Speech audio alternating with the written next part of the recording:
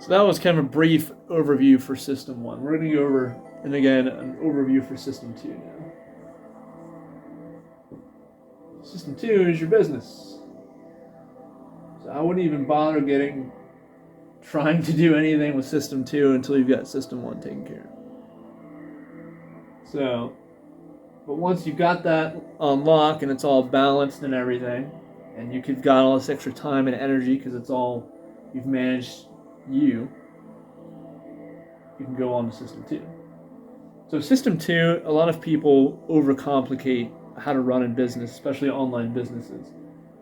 So with everything we have nowadays, with the types of technology we have and apps and integrations for those apps and sales mechanisms and all these different approaches to sales and marketing that are more efficient and fully digitized, there's so many ways to make online business incredibly efficient. So what we want to look up is the basic steps of how to make a business and then how to streamline it. So obviously we've got thing 1, product and service.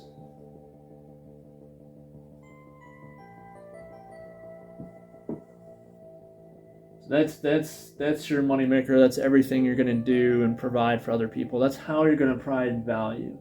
And that's the approach that you want to go for with your product and services. How are you providing value to your consumer? So for this, the two main ways to ensure value is to evaluate user needs, and it's number 1, what people need.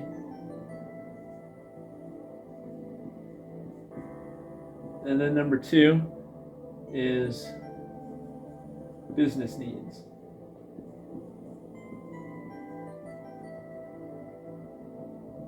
So you have to figure out, what are your aims for this business? How much money do you want it to make?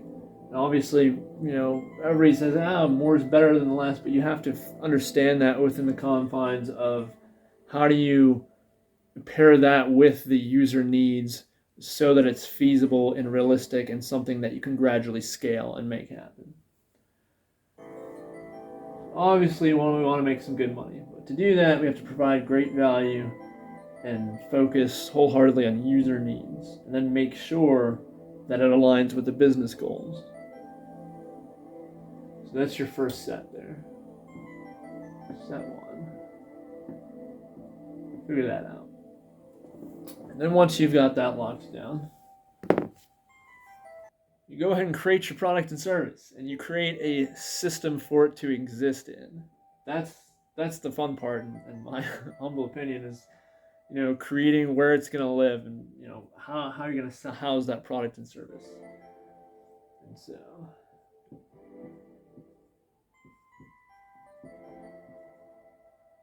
a central point, and then everything leading to that central point. You have websites.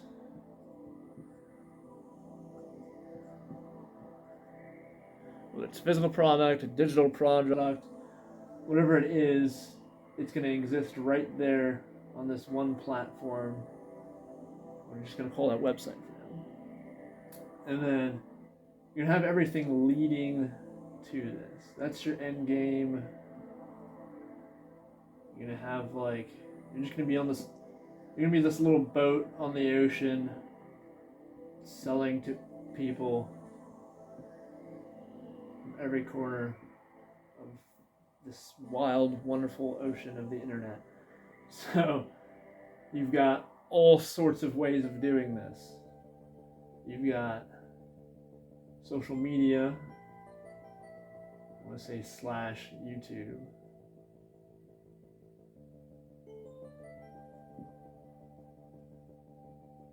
So social media is going to include things like Instagram, TikTok, Twitter, Facebook, whatever you want to use, and even multiples of those.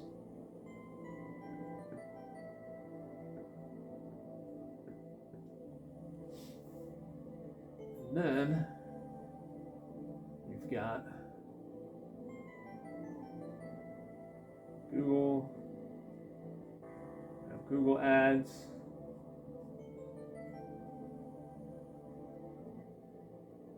And also perhaps look into Microsoft.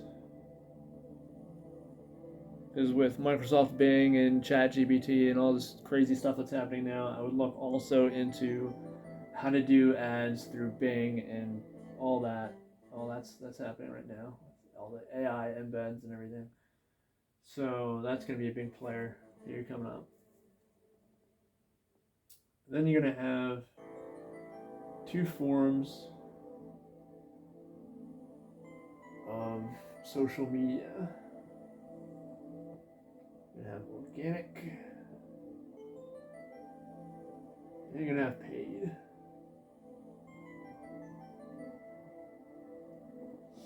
And then your in-person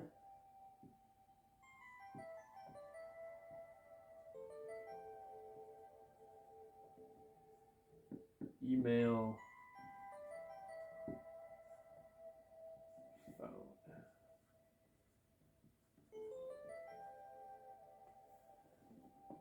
So these are all going to be integral parts of how you pitch your business to everybody and promote it and put it out there and get people to go to it. And this is also something I'm going to add that's incredibly important. It basically makes or breaks the modern business. And it is attached to the social media aspect. So we also have that is the ultimate way to run a modern business is external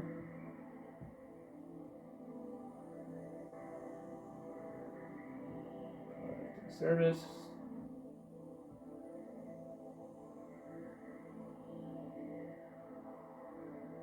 Which is free or inexpensive. But actually you can have both. So you have one that's free and one that's inexpensive.